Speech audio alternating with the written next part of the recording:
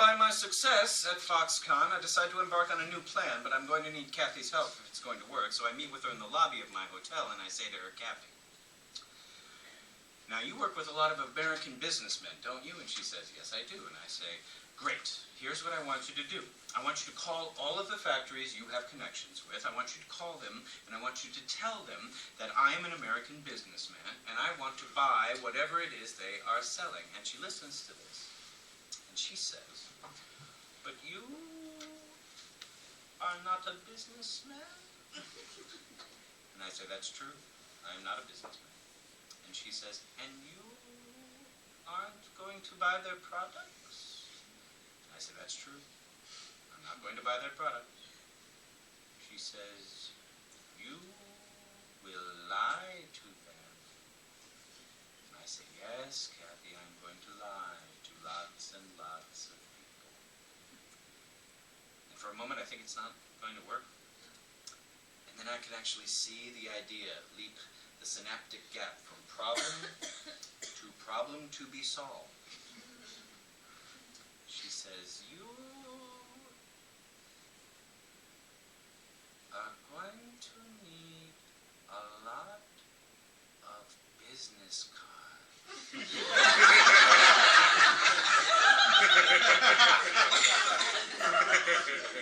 And 2 days later, we head out into the factory zone. We come to each factory. Kathy briefs me on what it is they make and what it is I have said that I am going to buy. The factories are all different, but really they're more similar than different. There's always gates and guards. You get past those. There's always a lawn, big and green and plush. No one walks on it. No one uses it. You go into the lobbies, and the lobbies are these huge, empty, Kubrickian spaces. And totally empty except for a little tiny desk with the receptionist. And you cross the huge empty lobby to the tiny little desk, introduce yourself, and then the executives always come down in a gaggle, all together, and they pick you up, and you go up together, up to a conference room for the exchanging of the business card.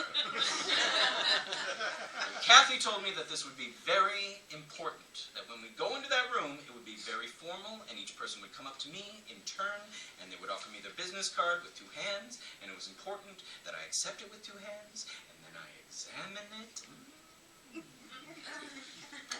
Lucida Grande, excellent font choice. And after each and every one have done this, they are all it's true. After each and every one have done this, they are all staring at me because it's my turn. And I reach into my pocket and I pull out some grimy slips of fucked up paper because it is so hard to find a Kinko's in Shenzhen!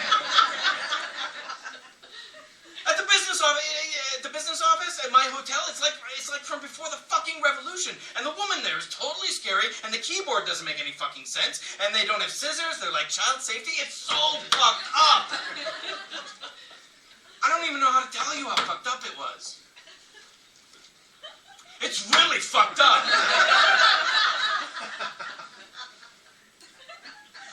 And so I take my fucked up piece of paper, and I go,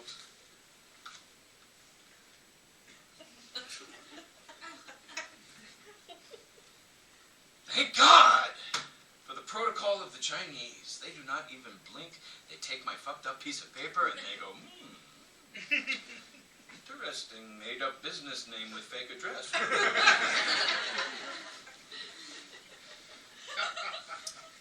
And then it's time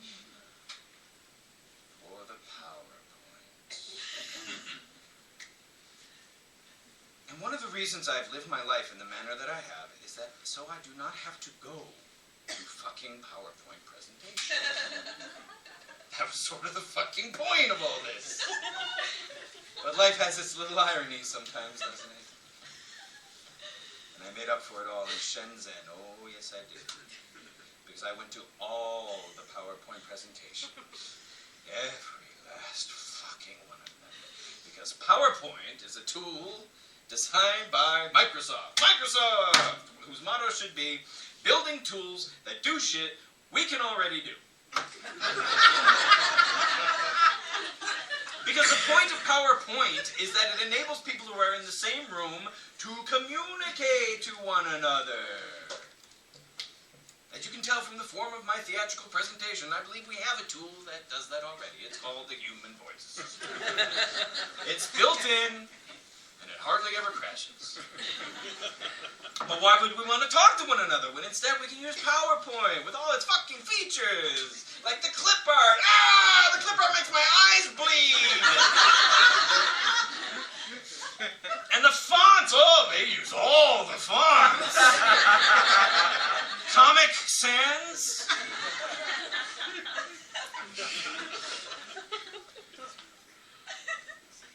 It's your favorite?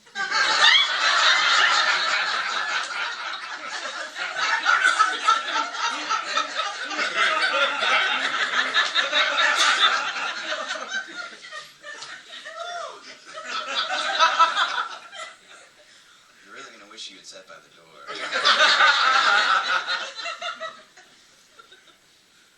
There's nothing comic about Comic Sans. You know that, right? Sort of round. Sort of round. Because comedy is round. Never sharp.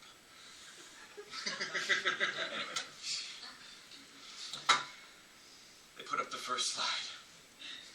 And it's got a big JPEG that's all pixelated, like someone's smacking me in the retina with a ball-peen hammer.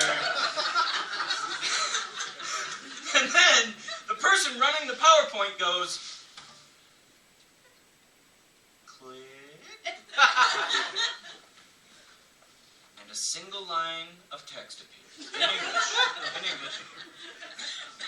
And the text says, the plant uses 30,000 gallons of water every day. There's a pause.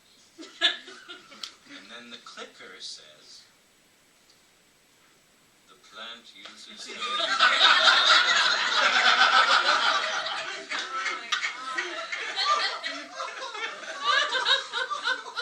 And then, nothing happens! Unless and until I have to manually nod. I have to literally go,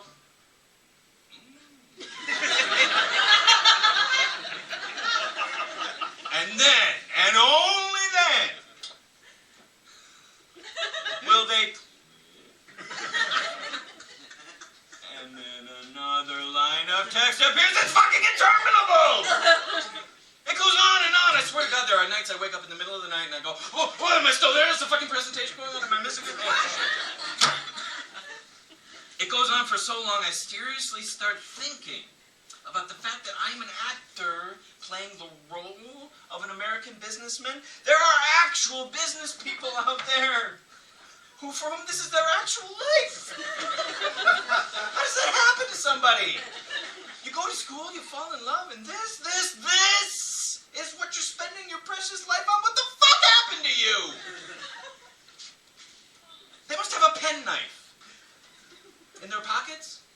You know, just for luck, just something to hold on to, you know, just so they can rub it as the slides are going by. Just rub it. Just, you know, just rub it. Just look at the slides. Just rub that penknife, you know. If it ever gets to be too much, you know, if it ever just fucking gets to be just a little too fucking much, they can just stab it something and go right over with it. And it will be over. Yeah, of course. This is going on. Sometimes we get sick, you know, in the middle of a show, right. and we gotta go do things. Yeah. If anybody else needs to take a break, I kind of have to pee myself, but we're gonna press on. No, that wasn't an insult. That wasn't a slam. It wasn't a slam move. They're my friends. Okay, so worst job in the fucking world. After the PowerPoint, we head down to the factory floor, and I retract my previous assertion, because this is the worst job in the fucking world. Industrial spaces with 10, 25, 30,000 workers in a single enormous space, they can exert a kind of eerie fascination. There's a beauty to industrialization on such a massive scale. You don't have to deny it. There's a wonder to to seeing so much order laid out in front of you, and people are walking around whispering statistics in your ear. It's easy to slip into kind of a Stalinist wet dream. I tried to subvert that by locking onto actual faces as they take me up and down the aisles, and the first thing I notice is the silence. It's so quiet. At Foxconn, you're demerited if you ever speak on the line, and no factory that I went to did anyone speak on the line. But this is deeper than that. As a creature of the first world, I expect a factory making complex electronics will have the sounds of machinery, but in a place where the cost of labor is effectively zero, anything that can be made by hand is made by hand. Rest assured, no matter how complex your electronics are, they were assembled by thousands and thousands of tiny little fingers working in concert, and in those vast spaces, the only sound is the sound of bodies in constant, unending motion. And it is constant. They work a Chinese hour, and a Chinese hour has 60 Chinese minutes, and a Chinese minute has 60 Chinese seconds. It's not like our hour. What is our hour now? 46 minutes? You have a bathroom break, smoke break. If you don't smoke, you have a yoga break. This doesn't look anything like that. This looks like nothing we've seen in a century. They work on the lines, and the line only moves as fast as its slowest member. So each person learns how to move perfectly, as quickly as possible. And if they can't do it, there are people behind them watching them. And there are cameras watching both sets of people, and people watching the cameras, they lock it down. They sharpen it to a sharp, fine edge every hour, and those hours are long. The official workday in China is 8 hours long. That was a joke. Everyone I talked to worked 12-hour shifts, standard, and often much longer than that. 14 hours a day, 15 hours a day. Sometimes when there's a new hot gadget coming out, you know what the fuck I mean. And sometimes it pegs up to 16 hours a day, and it just sits there for weeks and months at a time, month after month of straight 16s. Sometimes longer than that. While I'm in country, a worker at Foxconn dies after working a 34-hour shift. I wish I could say that was unusual, but it's happened before. I only mentioned it because it happened while I was there. And I go to the dormitories. I am a valuable potential future customer, and they will show me anything I ask to see. These dormitories are cement cubes, 10 foot by 12 foot, and in that space there are 13 beds, 14 beds, I counted 15 beds. They're stacked up like Jenga puzzle pieces all the way up to the ceiling. The space between them is so narrow none of us could actually fit in them. You have to slide into them like coffins. And there are cameras in the room. There are cameras in the hallways. There are cameras everywhere. And why wouldn't there be? You know, when we dream of a future, when the regulations are washed away and the corporations are finally free to sail above us, you don't have to dream about some sci-fi dystopian Blade Runner 1984 bullshit. You can go to Shenzhen tomorrow. They're making your shit that way today. And you need to know that these people are among the best and brightest of their generation. You need to know that when I interview them outside the factories, they are, each of them, as bright an individual as you out there in the darkness. You need to know that these are exactly the people who fought their way out of the villages to make a new life for themselves in these cities. These are exactly the people who could have the spirit to think about democracy. But fortunately for Beijing, there's a heat sink in the south of the country. They have an economic honey trap that soaks up all those people and keeps them busy. Keeps them too busy to think about freedom. Too busy making all of our shit. And when I leave the factories, I can feel the metaphor shifting underneath me. I can feel myself being rewritten from the inside out. The way I see everything is starting to change. I keep thinking, how often do we talk about how we wish more things were handmade? Oh, we talk about that all the time, don't we? I wish it was like the old days. I wish things had that human touch, but that's not true. There are more handmade things now than there have ever been in the history of the world. Everything is handmade. I know. I've been there.